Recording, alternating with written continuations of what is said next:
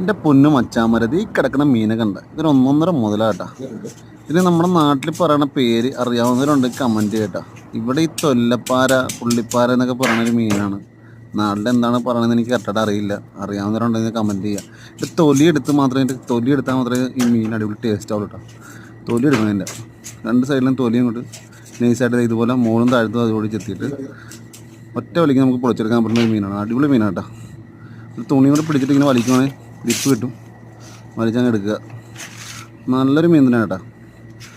തൊലി എടുത്തു കഴിഞ്ഞാൽ ആ മീനിൻ്റെ ഗുണം കിട്ടുള്ളൂ. തൊലി ഭയങ്കര കട്ടിയാണ്. നമ്മുടെ ലെതർ ജാക്കറ്റ് പോലൊക്കെ തന്നെ ഭയങ്കര കട്ടിയാണ്.